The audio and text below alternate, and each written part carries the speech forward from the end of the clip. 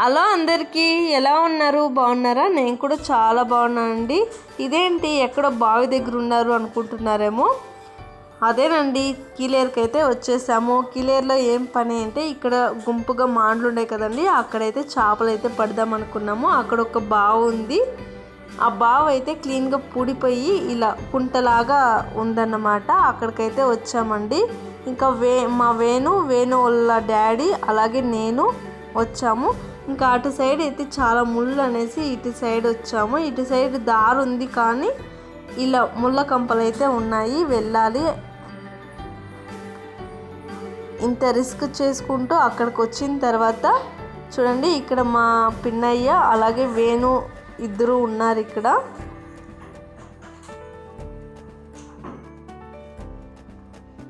చూసారు కదండి.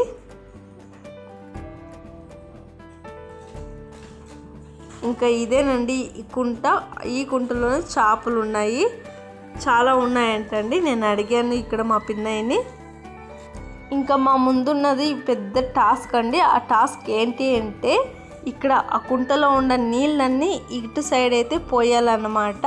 ఇటు సైడ్ పోసేసిన తర్వాత మాకు చేపలు అనేవి దొరుకుతాయి. అలాగే ఎన్ని నీళ్ళు ఉన్నాయి అన్ని నీళ్ళు కూడాను ఎత్తి పోస్తేనే చేపలు పట్టగలము. ఇప్పుడైతే వేణు ఎత్తిపోస్తూ ఉన్నానండి. ఇంక నేను బకెట్ ఎత్తుకొని వెళ్ళాను ఎత్తిపోతామనేసి.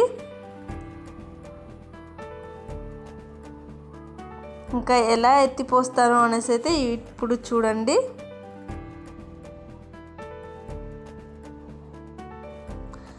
చాలా ముళ్ళు ఉన్నాయండి, జాగ్రత్తగా దిగాలి అనేసి అయితే మా పిన్నయ్య చెప్తూ ఉన్నాడు.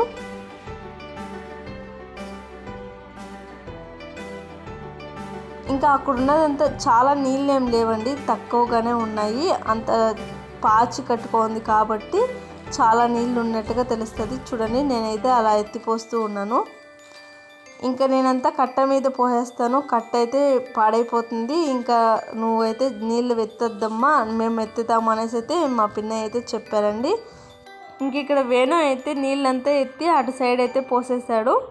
ఇంత పెద్ద కట్ట మీదకి నీళ్ళు ఎత్తిపోయాలంటే పెద్ద టాస్క్ అన్నమాట. అయితే నా వల్ల అయితే కాలేదు, అందుకే నేను సైలెంట్ ఉండిపోయాను. ఇక్కడ మా పిన్నయ్యకి అయితే పెద్ద చేప దొరికింది చూడండి. ఇంకా సంచిలోకి వేసి గడ్డ పైన పెట్టేస్తా ఉన్నారు. ఇంకా చేపను పడదాము అంటే ఎక్కడ బాక్స్ వేస్తే అక్కడ ఉండకుండా సైడ్లో వచ్చేస్తూ ఉంది. మేమైతే చాలా నవ్వుకున్నామండి, ఎందుకంటే మేము ఎక్కడ వేస్తే అక్కడ ఉన్నట్టుగానే ఉంటుంది, లేదా పక్క సైడ్లో వచ్చేసి ఉంటుంది. అంటే చేపలు పట్టడం అనేది కొంచెం ఫన్నీనే కానీ చాలా కష్టంతో కూడుకున్న పని అయితే చెప్పాలి. ఇంకా ఇక్కడ చూసుకోండి, అక్కడ బాక్స్ వేస్తే ఇక్కడికి వచ్చేసింది అన్నమాట. మాకైతే పెద్ద చేపలు 3 చేపలు అయితే దొరికాయండి, పెద్ద మారో చేపలు. ఒక్కొక్కటి 5-6 కేజీలకు పైనే దొరుకుతుందన్నమాట. చూడండి, ఒక్కొక్కటి 5-6 కేజీలకు పైనే ఉంది. 3 చేపలు అయితే దొరికాయి మాకి అలాంటివి. ఇప్పుడు దొరికిన చేప అయితే రెండో చేప అండి, ఇది మూడో చేప అన్నమాట. చేపలు అయితే ఇంత కష్టపడి పడతాం కానీ అది ఒక్కసారి ఏమైనా సాంబార్ చెడిపేస్తే మనం ఇంత కష్టపడింది కష్టం వేస్ట్ అయిపోతుంది అన్నమాట.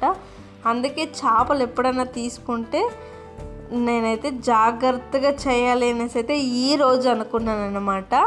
ఎందుకంటే మనం ఆ మైండ్ వేరే మైండ్ పెట్టుకొని చేస్తే చేపల చారు అనేది బాగుండకపోతే ఇంత కష్టం ఉంటుందా అనేసి అయితే నాకు ముందుగా తెలియదు, కానీ ఇప్పుడైతే తెలిసి వచ్చింది అన్నమాట. చూడండి, వాళ్ళైతే చేపలు పట్టి ఇటు సైడ్ వేస్తే చిన్న చేపల్ని నేనైతే ఇలా బకెట్లోకి వేసుకుంటూ ఉన్నాను కూర్చొని. ఈ చేప అయితే బురదంతా నా ముఖం మీద వేసింది. నేనైతే తుడుచుకొని ఎడిట్ చేసి పెట్టాను అన్నమాట. మాకైతే ఇలా చిన్న చేపలు అంటే కొరద చేపలు అయితే చాలానే దొరికాయండి. ఒక 2.5 కేజీ 3 కేజీల పైన దొరికాయి అన్నమాట. ఈ కొరద చేపలనంతా మేమైతే ఫ్రై చేసుకొని తిన్నాము. ఇంకా చేపలు పట్టింది అయిపోయింది, ఇంటికి వెళ్దాం అనుకున్నాము. అలాగే ఇటు సైడ్ చూస్తే చీమ చింతకాయలు అయితే ఉండింది. నేను అక్కడికైతే వెళ్ళేసి ఒక 2 కాయలు అయితే పీక్కున్నానండి. చాలా బాగుంటాయి ఇవి తినడానికి. ఇవి అమ్ముతారు కూడానండి. అయితే మా సైడ్ అయితే అమ్మరు, ఇలా చెట్లలో కాస్తాయి. ఎవరో ఒక్కొక్కరైతే పీక్కుంటారు. ఇంకా మా వీడియో కానీ మీకు నచ్చినట్లయితే లైక్ చేయండి, షేర్ చేయండి, కామెంట్ చేయండి. అలాగే సబ్స్క్రైబ్ చేసుకోవడం మాత్రం మర్చిపోకండి. ప్లీజ్ సబ్స్క్రైబ్ చేసుకోండి. ఇంకా చేపలు చారు చేయడం అయితే నేను ఈరోజు పెట్టట్లేదు, నెక్స్ట్ వీడియో అయితే పెడతాను.